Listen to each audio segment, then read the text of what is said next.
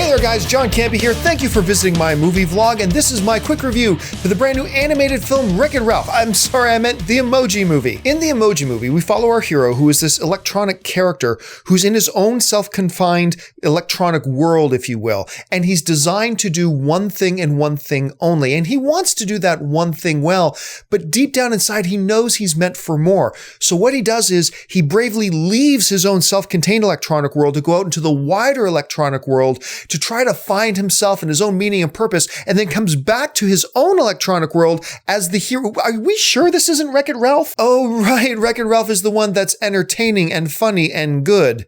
This is the other one. Look, I admit, I've been thinking negatively about the film since I first heard about it. Really, a movie called the Emoji Movie. But then again, I didn't think very highly of something called the Lego Movie either, and that turned out great. Saw the first trailer, I didn't like it, but for some reason, like the day before I saw the movie, I started to get some optimism, and I went in with a little bit of hope, and there's nothing there. This is a very bad movie. It's just not fun. It's not entertaining. It's not funny. I was even in a theater that was kind of like half filled with children and kids, and I didn't hear many laughs from those guys either. One of the many big mistakes that the filmmakers make in the Emoji Movie is that they confuse pandering with association. Because I admit there is a thin line between the two, but like association is when you bring in things and elements that the audience knows and can associate with, you know, like in Wreck-It Ralph, we had Zangief there and something we can associate with that.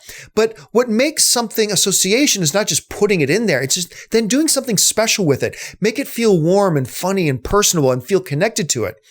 Unfortunately, the people behind the Emoji Movie just went for pandering. Pandering is just, look guys, Facebook, you know Facebook.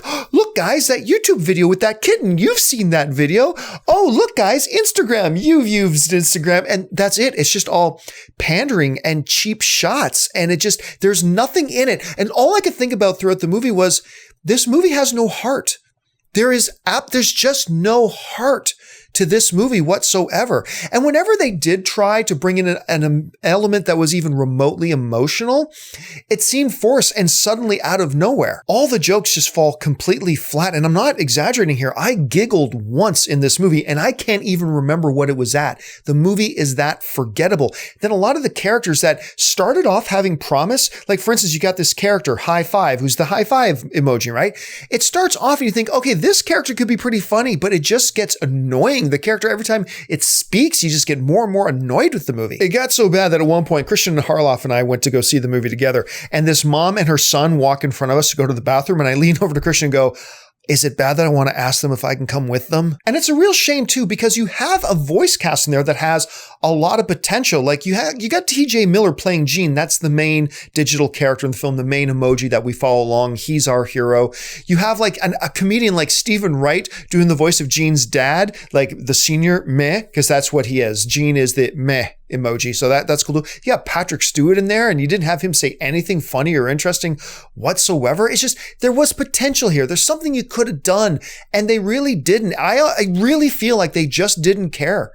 It felt like they did not care about making a decent movie. It's like, oh, we got emojis. People know emojis. And we'll just throw in a bunch of pandering, the kitten videos on YouTube, the different apps everybody uses. We'll just mention those and have bright colors and have some poop jokes and the kids will love it. And it just really feels like they didn't have a lot of respect for the audience when they made it. Honestly, I went into it with an open mind. I thought maybe I could be pleasantly surprised by it, but there's just nothing there. There's just no redeeming qualities there. I wish I could say anything positive, but I'm stretching. I just don't have it. It could have been something pretty good, but unfortunately they just fell short. Well, guys, what did you think? Have you had a chance to see the Emoji Movie yet? If you have, what are your thoughts? What are your expectations going into it? Jump down to the comments section below and leave me your thoughts. And listen, while you're here, make sure you subscribe to my YouTube channel. Follow me on social media, on Facebook and on Twitter, simply at John Campea. That'll do it for me for now, guys. And until next time, bye-bye.